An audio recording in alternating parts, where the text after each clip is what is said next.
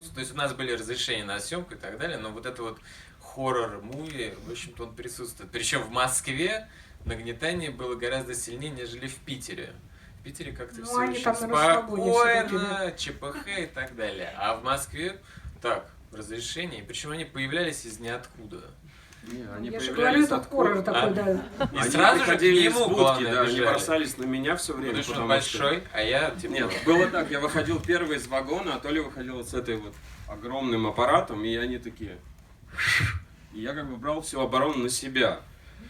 Да, Вот. я подбегал, типа, у нас вот Кремль. Они такие, ну ладно. Ну, то есть мы поняли жанр этого фильма, это на самом деле никакая не документалка, это военный эпик с элементами... Да, ну то есть В постсоветском пространстве. Да, в постсоветском пространстве. Ну, когда я, соответственно, изучал различные жанры документального кино, игрового кино, меня что заинтересовало, это возможность в кино создать какой-то опыт в голове у каждого здесь сидящего дистанционно.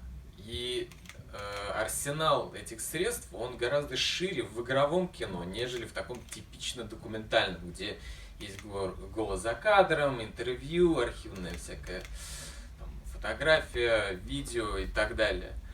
В игровом кино за счет манипуляции, потому что, в общем-то, кино это я манипулирую вами постоянно. То есть вот все, что вы сейчас видели, это не случайно, это сделано очень миллиметрово, именно чтобы вызвать у вас какие-то определенные эмоции. Эмоции отторжения, эмоции, когда же это закончится, очень скучно, громко, нудно или наоборот весело. может быть, эмоцию погружения, наоборот, я не хочу, чтобы это заканчивалось. Ну, зависит Были дальше такие уже. эмоции, да.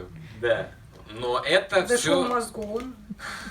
Это сфабриковано, то есть это сделано нарочно. И, естественно, мы снимали какие-то пассажи абсолютно документально, то есть особенно посадки авиалайнеров, в которых мы не могли, типа, ой, что-то мне не понравилось, дубль 2, давайте там 300 пассажиров, они, что у них там, пересадка, трансфер, ребят, извините, взлетаем А321, Swiss Airlines, и они взлетают. Поэтому это чисто документально, вот эти вот крылышки бесконечные, окей, документальное кино. Но метро, плюс клубы и, там, я не знаю, дома и так далее, это дубли, это типично такие игровые моменты, которые создают иллюзию абсолютной достоверности. Ну, не забывай еще про клубы, там тоже было все Да, тоже одним дублем снято. соответственно, который потом пришлось при монтаже.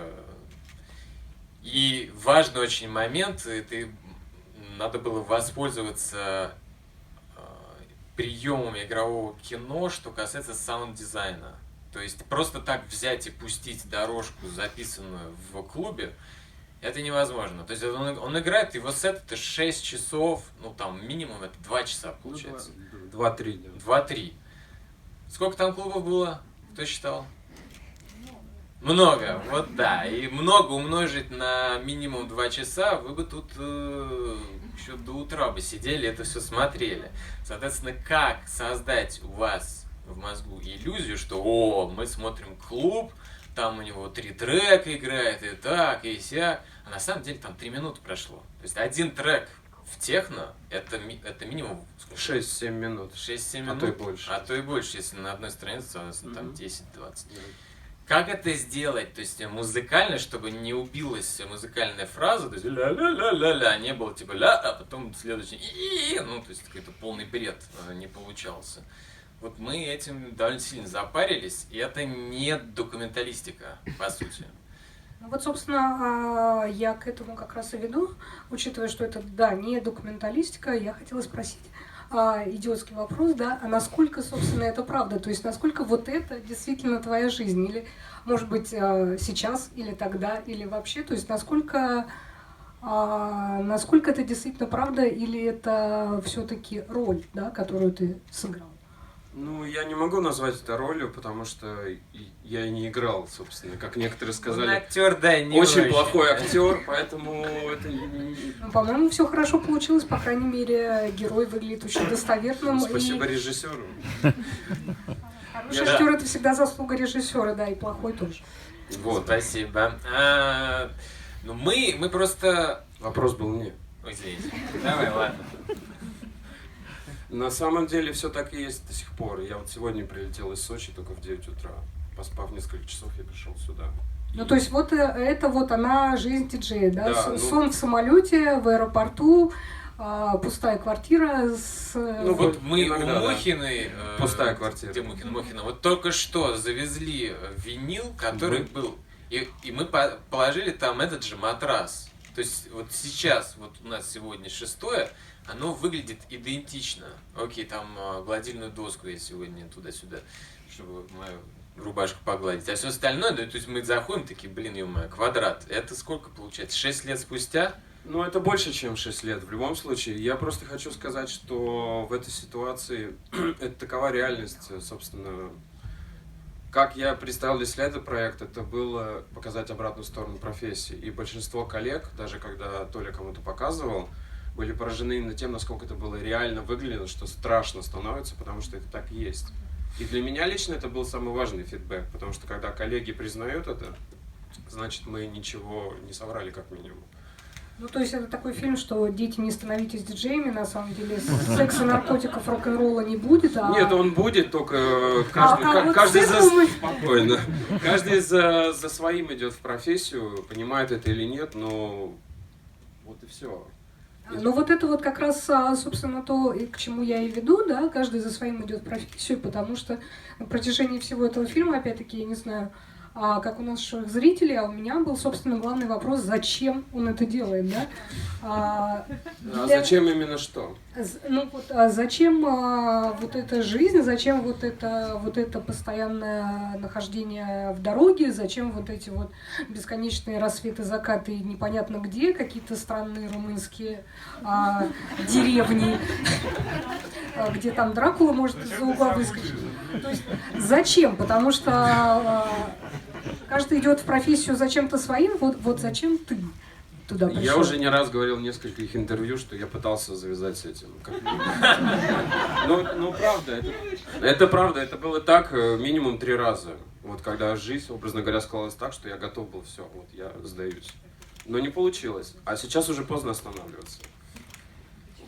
Ну, то есть ты вот go with the flow. Но вопрос в том, что это? Это самовыражение, это реализация, это для чего? Для того, чтобы тебя любили, для того, чтобы играть для вот этих людей румынских, неважно каких, в Сочи и так далее. Либо для того, чтобы выражать себя через это. То есть вот мне, как человеку, да, который сидит за письменным столом и что-то там пишет, а потом встал и пошел, интересно вот для, собственно, понятно, почему ты оттуда не ушел.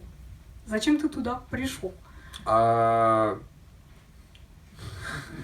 Вот, кстати, да, человек, который, собственно, сыграл ключевую роль в моей, назовем так, это карьере, вот Наталья Козлова. Этот человек в 96-м году мне показал, что такое электронная музыка. Вот, и с того момента, собственно, моя жизнь немножечко менялась. Вот, а потом так понравилось, что, собственно, а почему и нет? И как говорит Толя очень часто, на всякий случай. Да. На всякий случай, это тоже не моя цитата, а цитата художницы во Франции, вот, которую каждый раз спрашивают, а почему вы художник? То есть тоже много лишений. Я как режиссер, вообще-то фильм, в частности, обо мне, потому что пока он спал, и он ел мои, кстати, бутерброды, потому что это, почему у него все время 2 бутерброда? Потому что это мой бутерброд, который я не ел. Наконец-то тайна раскрыта, да? Да. Ну, то есть ему не выдавали 2 бутерброда, потому что он frequent flyer или еще что-то, у него бонус-карта. Нет, я просто, Тогда я не было спал. бонус-карты, а не только сейчас. Окей, ну... Это тоже моя жизнь, то есть я от многого отказываюсь, и как, в общем-то, любой работающий, профессиональный, творческий человек может рассказать, нам приходится делать постоянный выбор, окей, либо спать, либо вот куда-то ехать. то, что я к вам приехал, например, в Москву, я мог бы остаться в Париже, жить, у нас там плюс 25, цветет яблоня Не отвлекайся. и так далее.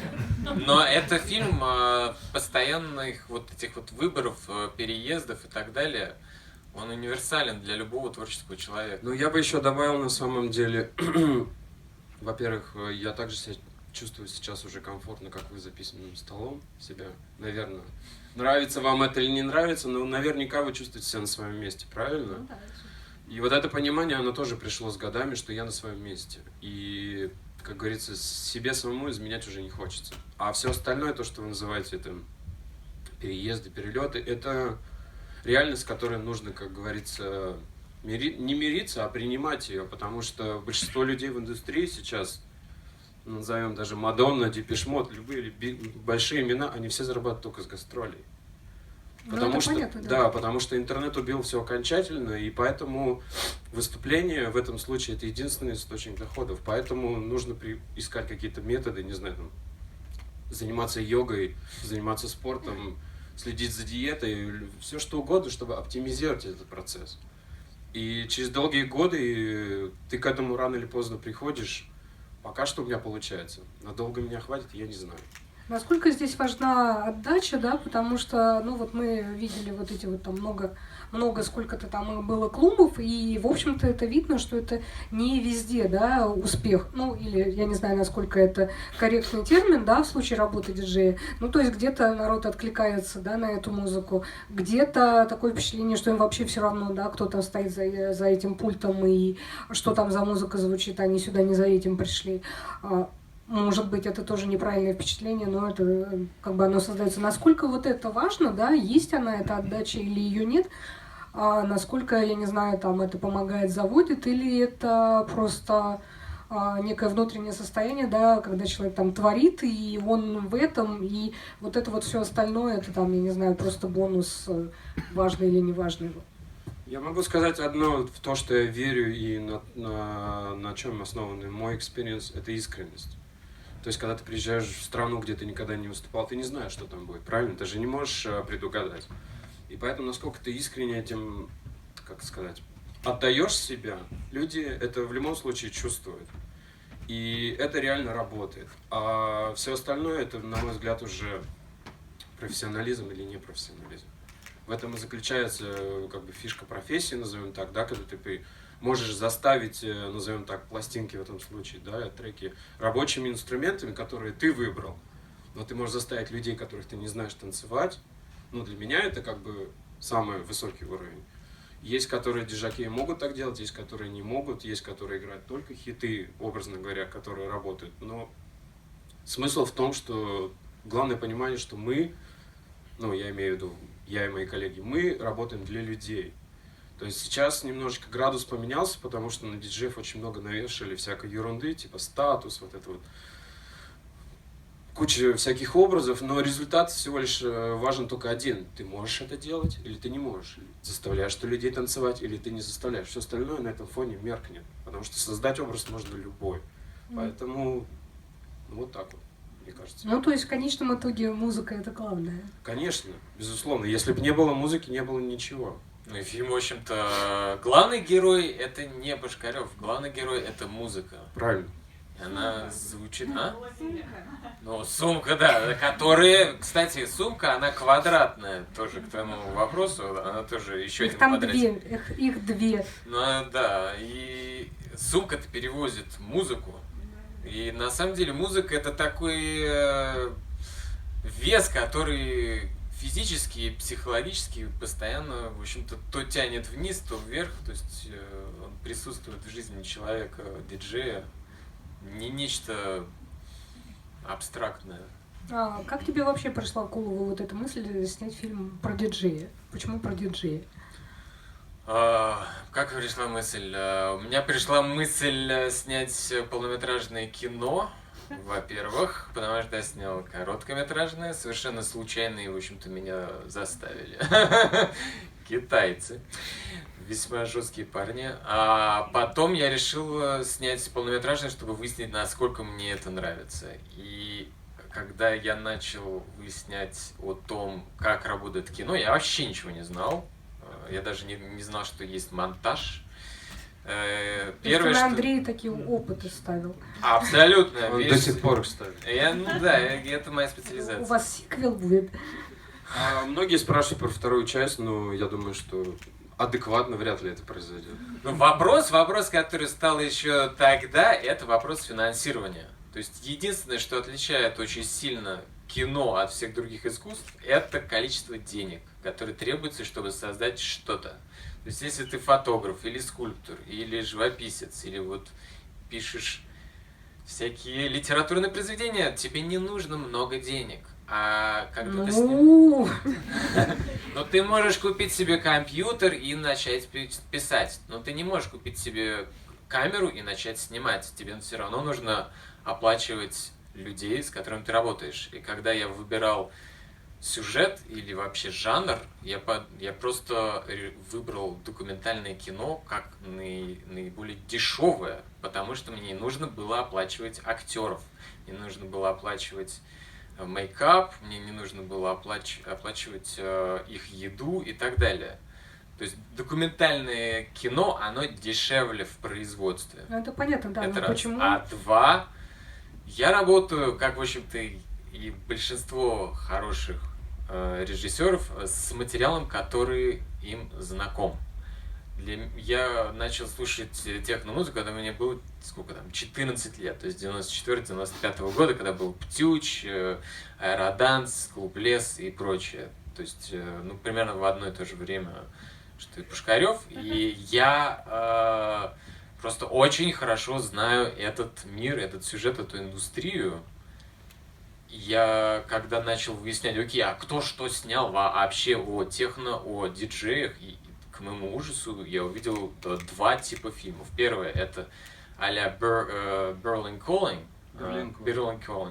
где секс, drugs and techno, очень все гламуризировано и какие-то сумасшедшие, совершенно ненормальные, нестандартные ситуации, которые редко встречаются в реальности. А второй тип это типа slices и так далее, где идет интервью о диджее, который говорит: я очень крутой, смотрите, ой-ой-ой. И это вот такое самолюбование постоянное. А о профессии на самом деле, как оно бывает, ничего не было. Я как бывший журналист, я просто увидел, что дыра существует информационная. И эту дыру надо закрыть, надо рассказать. На тот момент это было, сейчас, конечно... Начали все копировать наш фильм. Естественно, да? Окей. 2011. Тогда сейчас появилась куча фильмов, у которых тоже сумочка катится, и вот этот звук. Да даже не сумочка, а именно вот этот вопрос стали поднимать, насколько эта профессия опасна, не опасна, потому что, диджейство существует сколько? Может быть, 20-30 лет в общей сложности, и на самом деле никто не произвел никаких ресерчей в том плане, что насколько психоэмоциональное состояние человека меняется за этот период. Никто этим вопросом глубинно не занимался. Есть отрицательные примеры, когда люди не справлялись, например, как Авичи, которому было, по-моему, 25 лет, и он умер в прошлом, по-моему, году. Человек просто сгорел на работе. Вот буквально. Только у меня один вопрос возник сразу же: а куда смотрели все родственники, близкие, друзья? Например, в этом фильме, в вашем фильме, мы тоже не видим никаких близких родственников и друзей, да, это вот такой вот белеет парус одинокий. Но мой друг был режиссер в тот момент, не забывайте. Да, и он я был под присмотром, да. Подкармливал бутерброды. Да. Мы, кстати, вот он только что про йогу чуть-чуть упомянул. Кто йоги-то начал учить? То есть достаточно... Потому что я увидел человека, который, не делает для своего тела бренного, в общем-то, ничего. Поэтому я говорю: слушай, давай начнем бегать вместе, давай делать хатха-йогу по утрам. И это в обязательном порядке перед съемками мы делали вместе хатха-йогу. Стонал, умирал, потел и так далее. Но сейчас у него хоть какая-то есть привычка. Я рад хотя бы этому. Контроль. То есть это режиссерская, фишка, все процессы постоянно контролировать и так, а почему ты не почистила зубы и прочее. Ну вот, да, это деформация профессиональная. Давайте Я уже чувствую себя третьим лишним. Не-не-не, давайте вернемся к вам. Возвращаясь, нет, ко мне ни в коем случае, да, я Ну, к вашим вопросам. детонатор. Да. Возвращаясь как раз, да, к тому, как изменилась индустрия и так далее, может быть, это есть, это какие-то вещи, которых, ну, я не могу уловить, да, в силу плохого знакомства с этим. Мне показалось, что фильм, в нем вообще очень мало конкретики, да, он не об индустрии техно, там, здесь и сейчас, в 2011 году или там где-то еще. Он именно о человеке, то есть там нет вот этого вот zeitgeist, это вот должно, это может происходить, ну, в любой момент. Это потому что мне вот кажется, опять-таки, я не знаю, согласитесь вы или нет, что когда ты его смотришь сейчас, в 2019 году, нет никакого впечатления, что этому фильму там 8 лет, да, что старье какое, и вообще ретро-драма такая. Вот. Поэтому это сознательное решение. Абсолютно сознательно. Ну, когда я начал изучать кино, первое, что начинаешь читать, это об архетипах, о создании нечто универсального. И для меня было важно создать архетип диджея, то есть вот то, что только что Андрей Пушкарев говорил про коллег, которые, в общем-то, играют несколько иную музыку, которые живут в других городах, у которых какая-то другая предыстория, но они все равно входят в этот архетип, и для них это работает, потому что это нечто большее, нежели вот этот человек в определенный момент времени. В принципе, любое, на мой взгляд, интересное кино, оно более абстрактное, более архетипное, нежели какой-то вот zeitgeist, один момент во времени. Ну, здесь на самом деле получился даже не архетип диджея, да, а архетип творческого человека, да, как это не заштамповано звучит, то есть архетип человека, который занимается, ну, чем-то вот этим вот эфемерным, то, что называется дурацкое слово творчество, да, и то, что требует от тебя всех вот твоих жизненных сил, сконцентрированных вот в этой точке. Если это был замысел, то он, безусловно, удался, и мне кажется, в этом смысле это удача. Спасибо.